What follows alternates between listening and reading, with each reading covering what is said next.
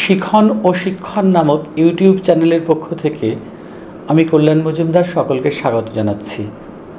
আমরা আজকে এখন পড়তে চেষ্টা করছি এবং পড়াতে চেষ্টা করছি কবি জীবনানন্দ দাশের খুব বিখ্যাত একটি কবিতা, পরিচিত একটি কবিতা, সুপরিচিত কবিতা বনলতা সেন।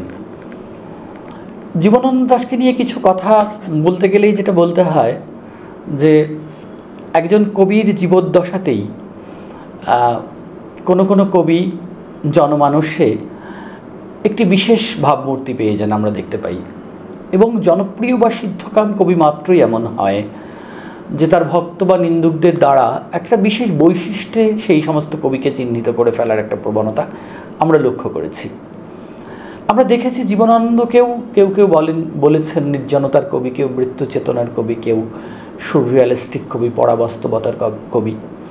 কিন্তু শেষ পর্যন্ত আমরা এখন যারা এই যে 1899 থেকে 1954 পর্যন্ত মাত্র 55 বছরের মাত্রই বলবো, অকাল প্রয়াত কবি 55 বছরে এই পৃথিবী ছেড়ে তিনি চলে যান। এবং কেমন করে তার জীবন, সেই বরিশালের কীর্তনখোলার তীরবর্তী মানুষ, সেখান থেকে কলকাতায় এসে এই শহরের পথে পথে তিনি যেভাবে ঘুরেছেন, নানা রকম পেশায়, নানা রকম কলেজে অধ্যাপনার সূত্রে নিজেকে নিযুক্ত করেছেন, কোথাও সেই অর্থে নিজেকে মানাতে পারেননি, খাপ খাওয়াতে পারেননি। সেই মানুষটির এক একটা লেখা যখন আমরা এখন পড়ছি তার এক একটা কবিতা, এবং এক একটা কবিতার মধ্যে যেন একটা নতুন ভুবন আমাদের সামনে উপস্থাপিত হচ্ছে, একটা নতুন ভাবনা চিন্তার দরজা তিনি খুলে দিচ্ছেন তার এক একটি শব্দ দিয়ে। এবং তার শব্দবিন্যাস, তার অর্থের মাত্রা এবং তার উপমা, তার প্রতীক, তার রূপক, এই সমস্ত কিছু মানে বাংলা কবিতায় সত্যিই অভিনব। এখন আধুনিক বাংলা কবিতার আমরা কবিদের কবি বলে যদি কাউকে বুঝে থাকি, তিনি জীবনানন্দ দাশ। এবং বিশুদ্ধতম কবি যদি বলা হয় বাংলা সাহিত্যে কেউ, এখনও পর্যন্ত তার নিজের আসনে একদম স্থির আছেন, এবং সেই আসন এখনও পর্যন্ত মানে বাংলা সাহিত্যের শ্রেষ্ঠ বিশুদ্ধ আধুনিক কবি জীবনানন্দ দাশ। এবং যতদিন বাংলা ভাষা থাকবে ততদিন মনে হয় জীবনানন্দ তার সেই আসনেই অধিষ্ঠিত থাকবেন। কাজেই আমরা এই যে তার বনলতা সেন কবিতাটি আমরা আজকে পড়তে চেষ্টা করছি, এবং এটি খুব পরিচিত কবিতা আমাদের সবার কাছেই, পাঠকের কাছে যেমন পরিচিত, তেমনি কলেজ বিশ্ববিদ্যালয়ের ছাত্রছাত্রীদের কাছে, স্কুলের কখনো কখনো ছাত্রছাত্রীদের কাছে এটি একটি খুব পরিচিত লেখা। কাজেই বনলতা সেন এই কারণেই অন্যরকম একটি কবিতা এবং বাংলা সাহিত্যের অন্যতম শ্রেষ্ঠ কবিতা। এই কবিতার কথা বলতে গিয়ে মনে হয় যে একজন কবির জীবদ্দশাতেই কোনো কবিতার যে অতি কথায় পরিণত হওয়া, সেটা একটা অসাধারণ ঘটনা। এবং বনলতা সেন কবিতার ক্ষেত্রেই সেরকম ঘটেছিল আর কি।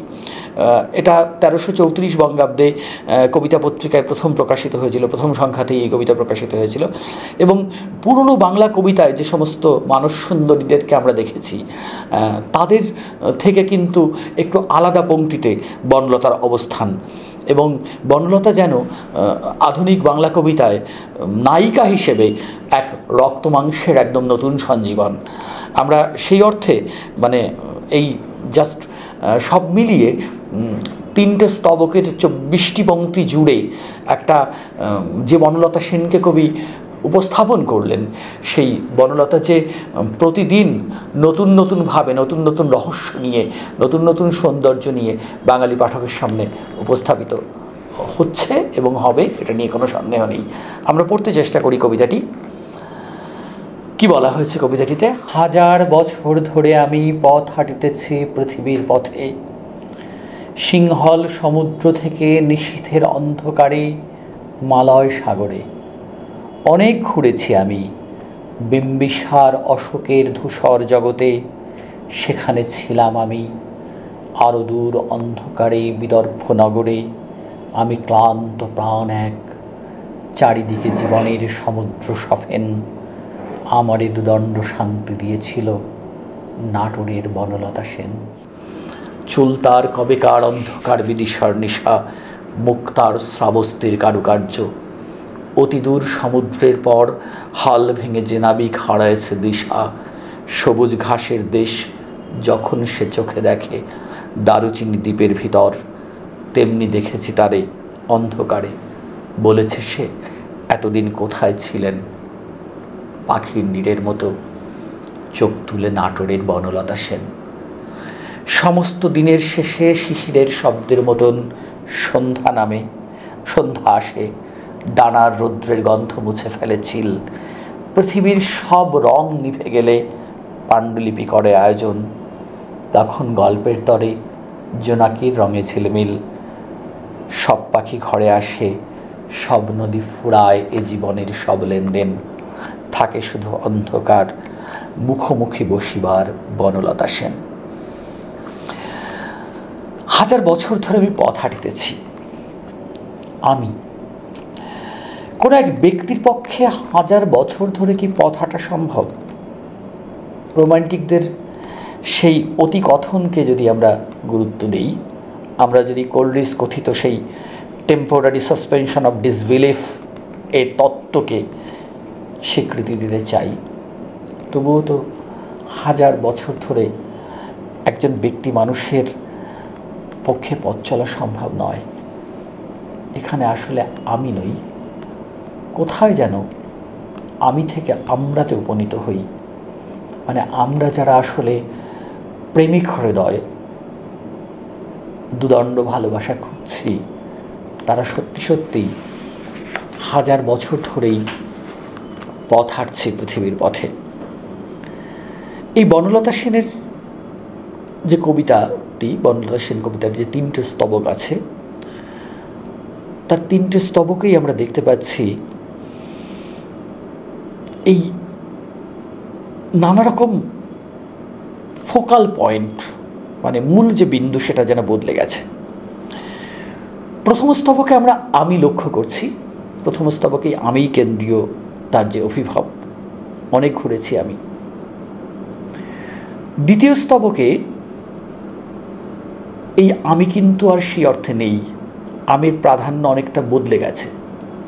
সেখানে যেন আমির বদলে একজন নেপথ্যচারী প্রধান হয়ে উঠেছে। এভাবেই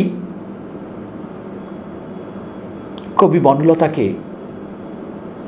এই আমি থেকে, এই আমির আমার বনলতাকে সবার বনলতা করলেন, এবং তারপরেই তিনি বনলতার যে সৌন্দর্য, সেই সৌন্দর্যকে তুলে ধরতে গিয়ে অসাধারণ ভঙ্গিমায় তিনি যেভাবে বনলতাকে উপস্থাপন করলেন, চুল তার কবেকার অন্ধকার বিদীর্ণ নিশা, মুক্তার শ্রাবস্তির কারুকার্য, এই প্রতিদিনের চেনা আটপৌড়ে যে সুন্দরীরা আমাদের সামনে উপস্থাপিত হয়, তাদের থেকে বনলতাকে যেন কবি একটু ভিন্ন মাত্রায় উপস্থাপন করলেন। ইতিহাসের এবং ভূগোলের সীমানায় এই সৌন্দর্যকে তিনি হাজির করলেন, এবং সব মিলিয়ে যে একটা আটপৌরে প্রাত্যহিকতার পীড়ন আছে, তা থেকে যেন তিনি বনলতাকে অনেকটাই ভিন্ন একটা জায়গায় উপস্থাপন করলেন।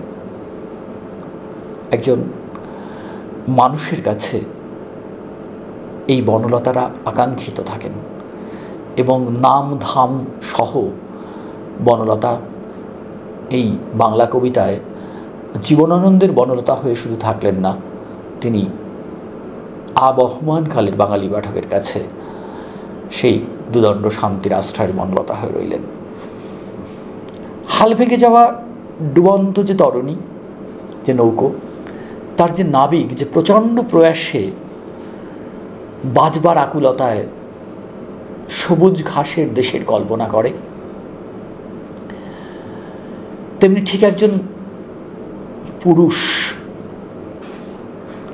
পথে পথে